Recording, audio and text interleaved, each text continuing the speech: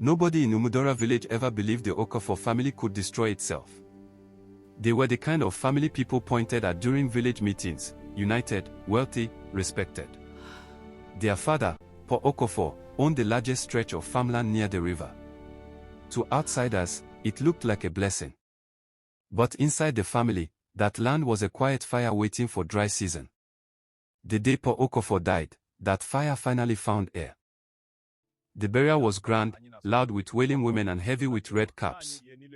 Chinedu, the first son, stood tall in his black senator outfit, greeting mourners like the new head of the family.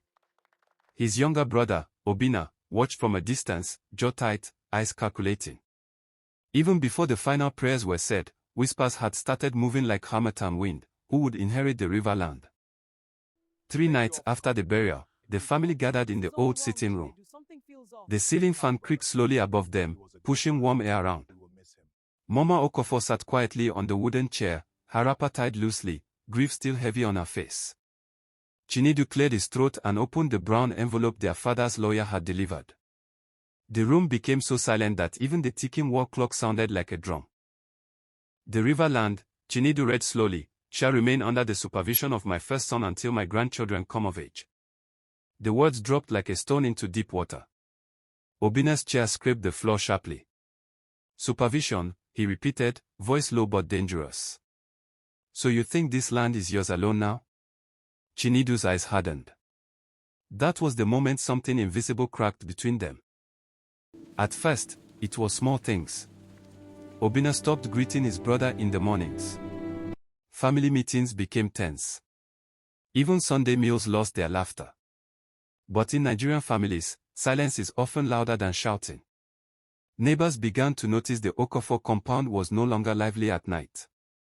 Doors started closing harder. Voices started dropping when certain people entered the room. Then came the surveyors. One hot afternoon, men carrying measuring tapes and bright yellow helmets appeared on the riverland. They worked under Chinedu's instructions, hammering pegs into the soil like they were planting flags. Word reached Obina before sunset. By evening, he stormed to the site, sandals slapping angrily against the dusty path. What exactly are you doing on our land? He demanded. But Chinedu didn't even flinch. I'm protecting what father left under my care, Chinedu replied calmly. The calmness was what hurt the most. Obina laughed, a short, bitter sound that made the workers exchange nervous glances. Careful, brother, he said quietly. Land has a way of swallowing greedy people. It sounded like a warning. It felt like a promise. Mama Okafor tried to intervene. One evening, she called both sons into her room, her voice weak but firm. The kerosene lamp flickered between them, casting long shadows on the mud walls. My sons, she pleaded, no piece of land is worth breaking blood. For a brief second, Chinedu looked away. But Obina's face remained like stone. Some fights, once born, refused to die. The first real trouble came during planting season. Chinedu's hired workers arrived early one morning only to find their newly marked boundary lines removed overnight. The pegs were gone. The ropes had vanished. Even the small signboard reading Okafor family land, no trespass, lay face down in the dirt. Chinedu didn't need anyone to tell him who did it. That morning, something inside him also hardened. Soon, the quarrel left the family compound and entered the village square. Elders were called. Palm wine was poured. Voices rose and fell like market noise. But instead of cooling tempers, the meeting only exposed deeper wounds. Obina accused. Chinedu defended.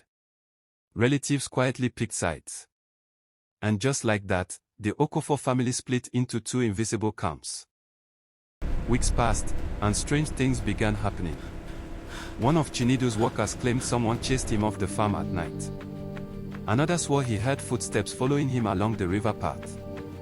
Nobody could prove anything. But fear began to grow like weeds after rain. In Umudora, people started locking their doors earlier. Because everyone knows, land disputes rarely end peacefully. Then came the anonymous threat.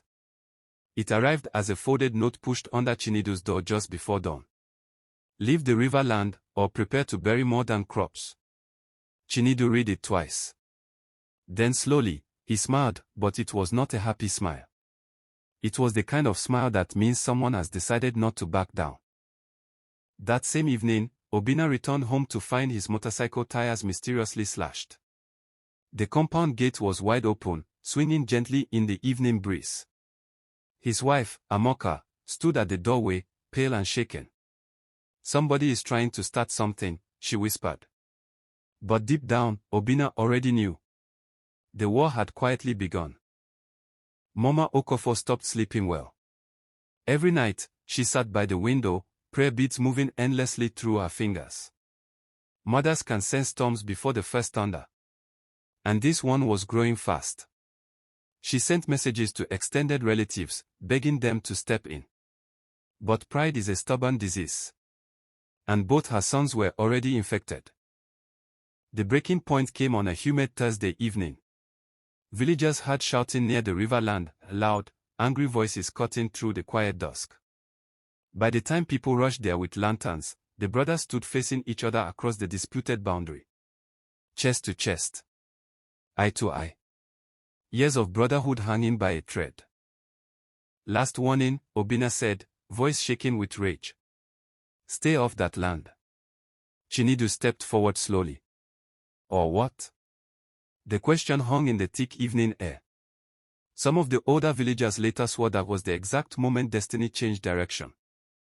Because 2 nights later, someone in the Okofo family would not make it till morning. And when the sun finally rose over Amodora, the first grave in the family would be waiting. If it was you, what would have done? Let me know your honest answers on the comment section.